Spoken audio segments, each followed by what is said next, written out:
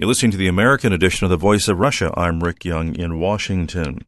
The president of Egypt has now declared that he has, as some say, absolute power over what happens in Egypt, even over the judiciary.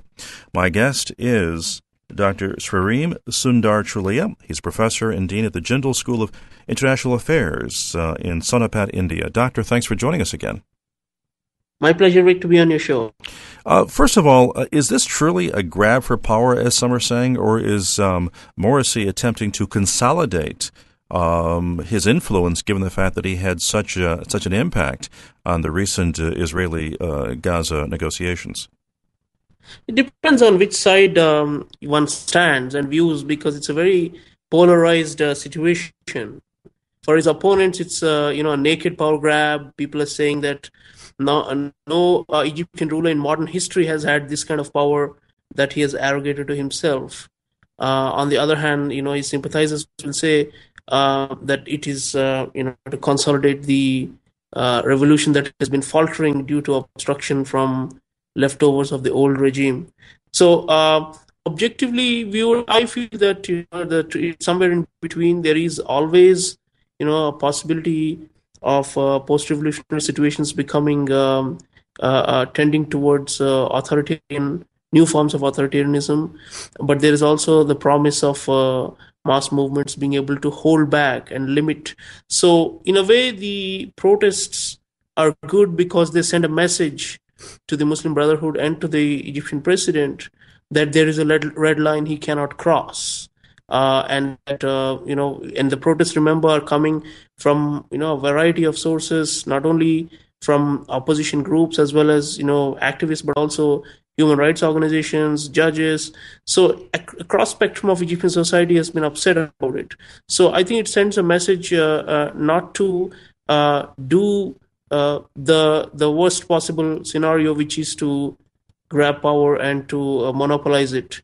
So I think it's a healthy check and balance in a way. In the absence of institutional check and balance, street power has to be expressed by people.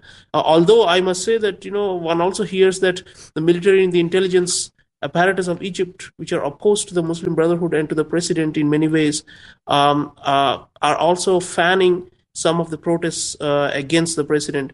So, in fact, the Brotherhood is claiming that there is some organized conspiracy behind all this, because 13 of their offices across Egypt have been almost simultaneously attacked by protesters. So it cannot be spontaneous, and it looks like there has been, there are some hidden hands behind it. So all said and done, I would say that it hangs in the balance. And Egypt, as you know, is a seesaw, and there have been so many ups and downs since the fall of President Mubarak last year. And this is just one more, what I see as periodic troughs and crests and peaks and downfalls that is inevitable in this kind of chaotic situation. Well, overall, though, is Morsi separating himself from the Muslim Brotherhood in ways in which they might believe that he is not there in their best interest? I don't think so. I mean, technically speaking, he should be above the party politics after being elected as president. And indeed, the rhetoric has been that, he stands above all the individual political parties and is not grinding anybody's eggs. But if you see clearly the mobilization and the counter-mobilization, the moment the protests began a few days ago, the Brotherhood rallied in defense of the president, and the Brotherhood's rank and file are being counter-mobilized to try and oppose. In fact, Tuesday they are saying that we're going to have two protests, one by the initial opposition groups and the other by the Brotherhood, claiming that Morsi is doing the right thing. There are some divisions probably in the Brotherhood leadership ranks between more hardline Islamists and more moderate and centrist Islamists. But overall, I would say that everybody assumes that it's a Brotherhood government. It's only in namesake that you can say that he's a non-partisan president, and in fact, that is the whole reason why people are so agitated, because they believe that it's the Brotherhood rather than Morsi as an individual, which is trying to concentrate more and more political power in its hands. In fact, Morsi, if you see, and I've written about it recently, is not really a very charismatic leader to try and attempt some kind of personalistic dictatorship. And if there are people comparing him to the pharaohs and to the pharaonic tradition in Egypt, I think it's very misguided. What we are rather looking at is, the possibility of Islamists as a loose network of political parties and groups and social groups. And as we know, there are also divisions among Islamists, but I would say the right of center Islamists rather than the far right Islamists are trying to consolidate power and saying that it's necessary for the revolution to move forward. Although, remember, one of the grudges of the people is that these Islamists who are now saying that they are taking the revolution forward were not in the front lines when the police were raining down and attacking the crowds during Mubarak's last days.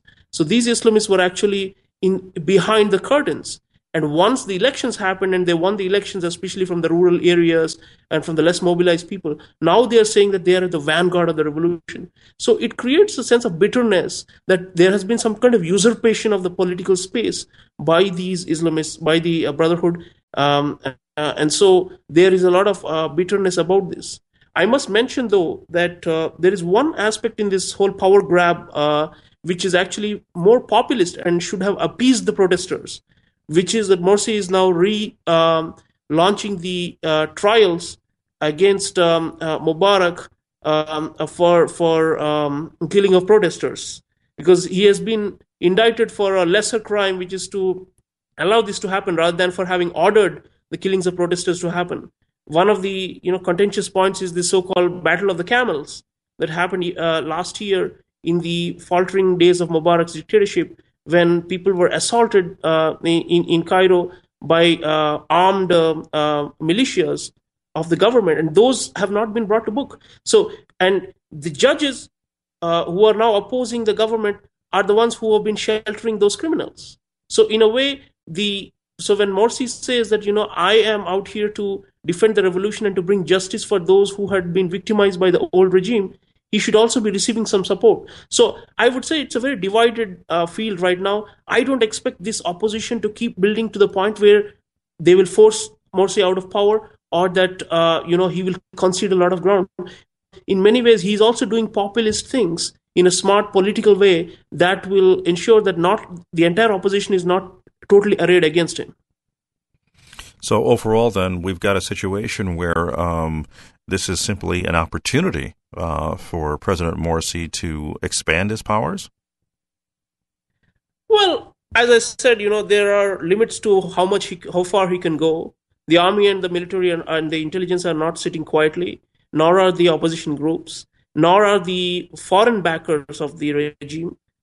We've seen in the recent days that the US is saying that it is concerned about what's happening in Egypt. And the Europeans are saying the same. And Egypt is heavily aid dependent. So there are many levers that many actors have over this government. I don't really see it becoming another, totalitarian regime anytime soon. And in fact, the way the people have been activated and feel a sense of self-empowerment in the last 1 year since the Arab Spring began, I don't think people are going to allow any further concentration. Therefore, there are going to be natural breaks. There may be elements in the Brotherhood who think that this is their window of opportunity in the name of the revolution to consolidate themselves and their ideology in the constitution, in the laws, in policy making, in institutions, and so on. But there will be resistance at every front. This is the natural churning you can expect in a revolutionary situation. And I would suggest that, we wait and see how it plays out. And it certainly will not be a one-sided affair. I don't expect that Egypt is going to turn back to the dark days of total totalitarianism and absolutism. Okay. We've been talking with Dr. Sreeram Chaulia. He's professor and dean of the Jindal School of International Affairs in Sonabad, India. Doctor, as always, a pleasure. Thanks for joining us in the American edition of The Voice of Russia. Thank you, Rick.